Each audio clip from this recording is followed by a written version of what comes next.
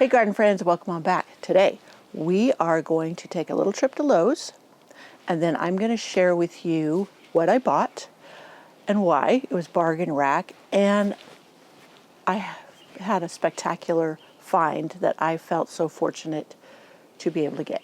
So stay tuned. So are you a big fan of the Lowe's bargain rack for plants in the garden center?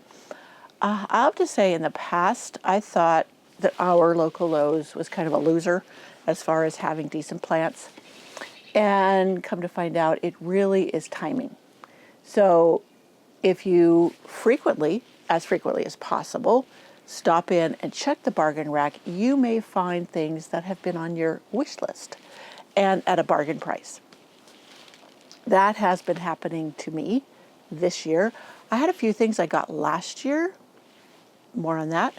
But yeah, I have to say, sorry, Lowe's, I was wrong. You guys do have the best plants on the bargain rack. Now, many of them merely need watering. And I get it. Sometimes they're just trying to move plants out because they have new shipments coming in. And so they get put on the bargain rack.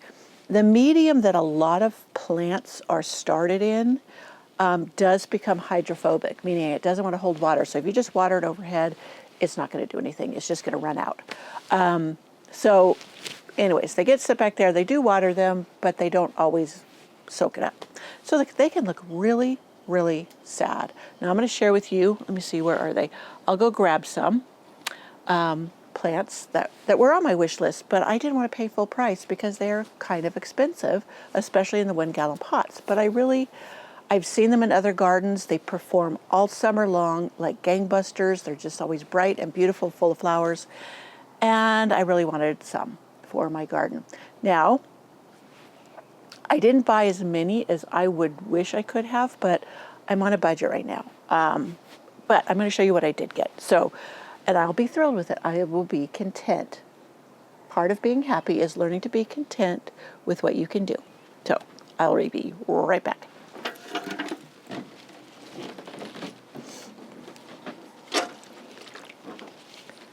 So you just see these gorgeous things. These are sunpatiens.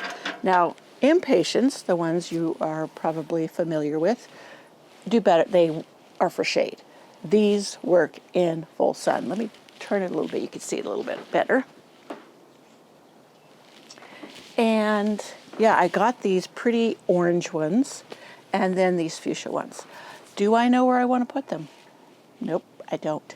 Not yet. And right now they're sitting in this tub in water because these were some of the plants that had become hydrophobic and were wilting and looking really sad.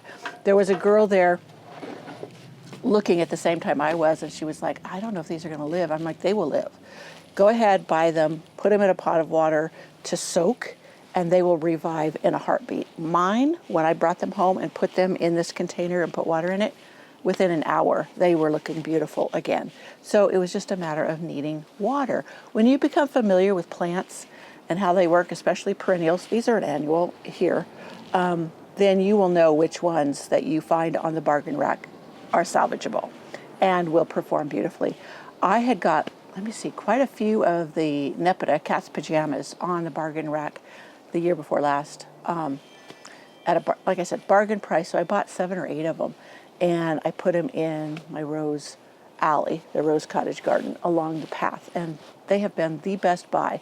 And that kind of got me hooked on Nepetas. I now look for different types of Nepetas. That's the timer for my soaker hose. 1 second. I'll go turn that off in a minute. I have my drip on. Anyways, so yeah, so now I know that does great in my garden. And number 2, the gophers leave it alone. So I'm trying to aim for plants like that to make my gardening life easier. But I wanted to share with you the prize. Now, first, I'm going to take you through my trip at Lowe's.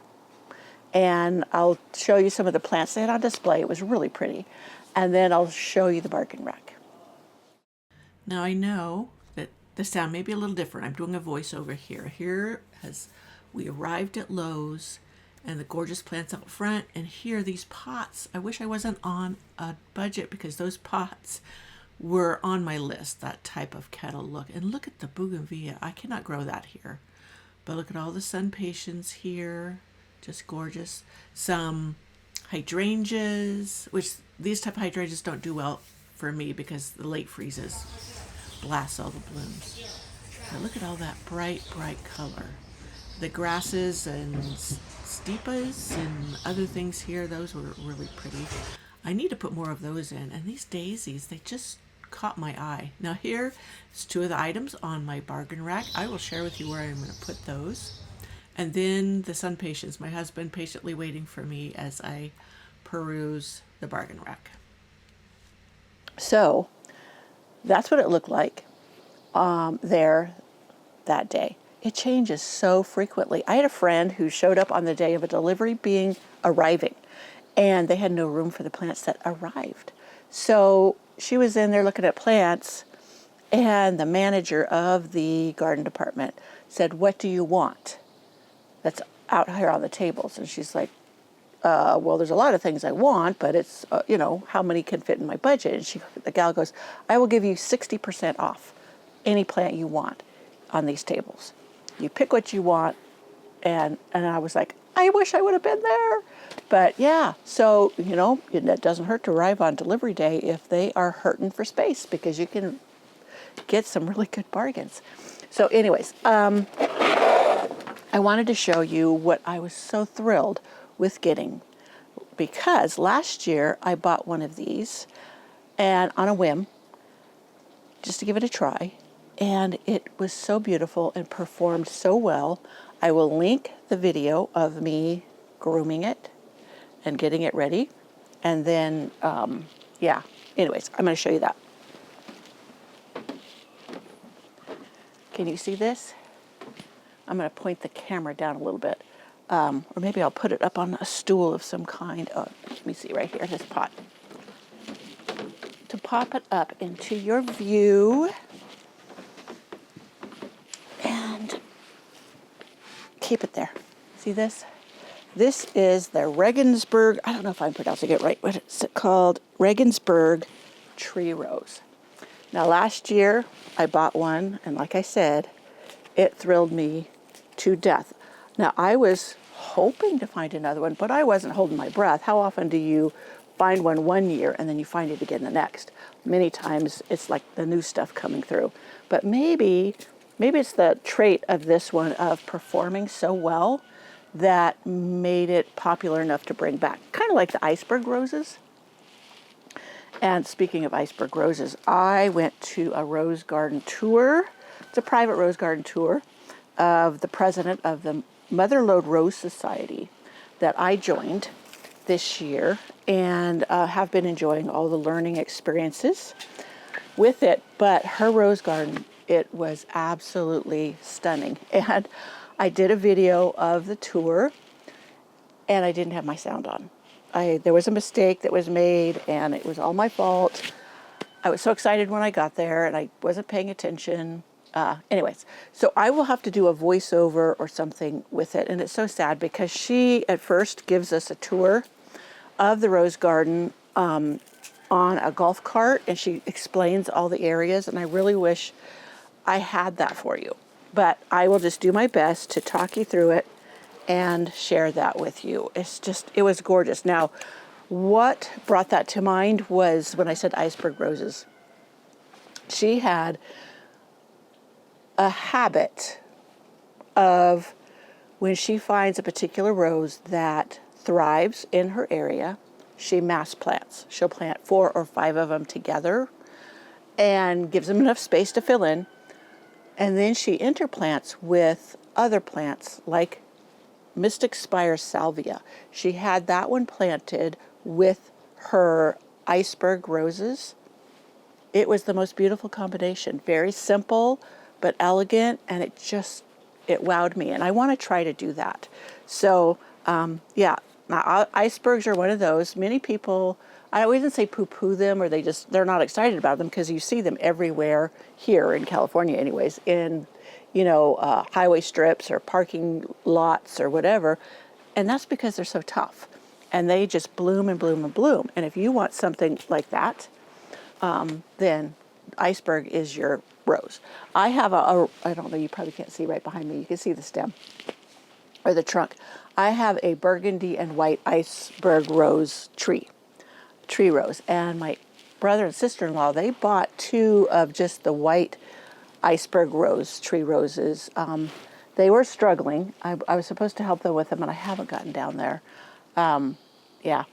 Anyways, they're beautiful and I would love to put those, like a couple of the tree roses, into my rose cottage garden. I call it Rose Alley, where you walk through the arches down. But yeah, so last year, this is all I did with this rose.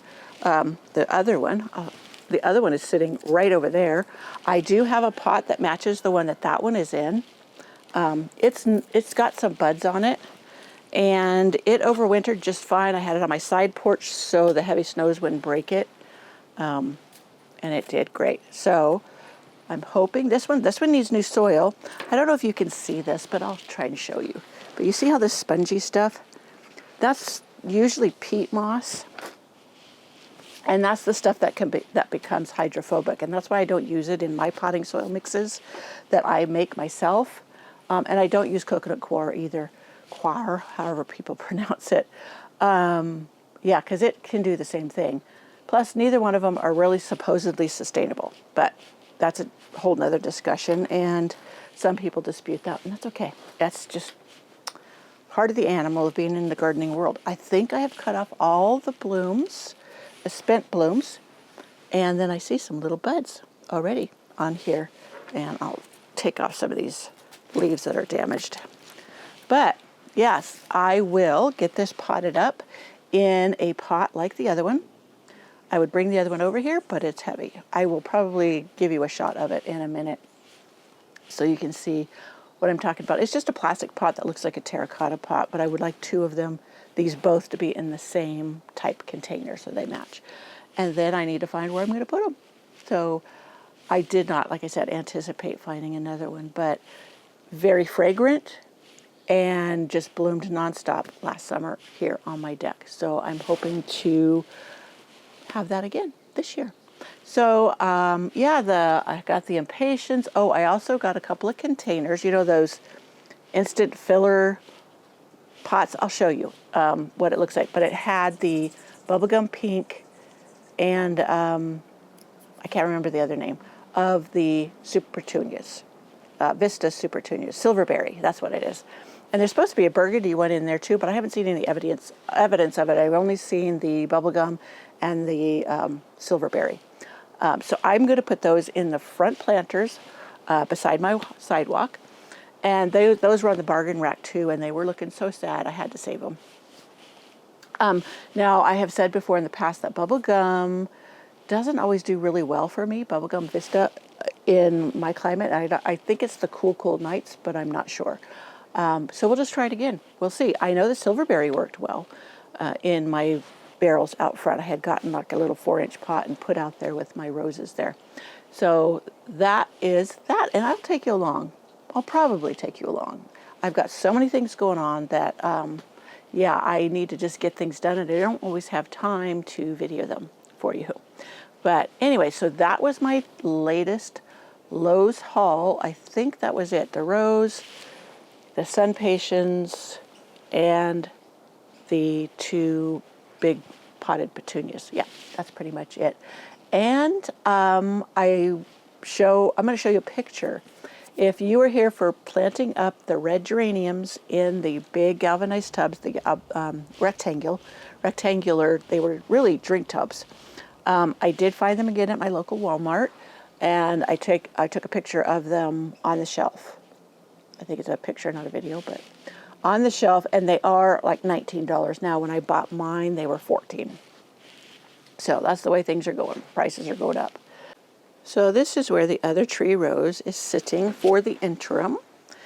And yeah, I was trimming off some of the leaves because when I brought it out from the porch, it wasn't used to the full sun and it kind of scorched it. But it's recovering. You see the new red growth on it there. but it's got a bunch of buds and getting ready to bloom. I'll be sure to share when it is blooming. So right here you can see it's called Ready Fill, Proven Winners Ready Fill Container Gardening Made Easy. And yeah, let me see which plants it had in it. It has, let me put my glasses on. Medium, fits at 11.7 decorative planter inch. It has Supertunia Vista Fuchsia. So that's the one I haven't seen evidence of, but maybe that's it right there. I don't know. So it's going to go in this barrel, and I think it'll be perfect. It'll have room to spread out and be big and beautiful. And let's hope that, and it gets a lot of sun here. So I'll show you my other one.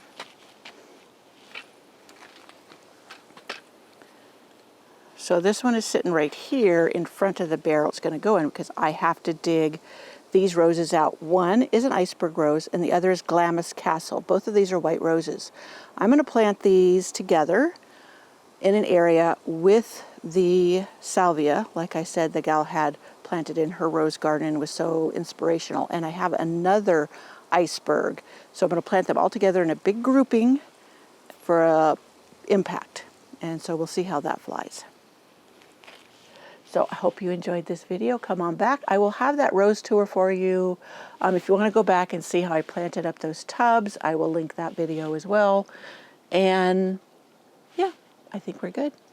I'll see you next time when we're having more garden fun.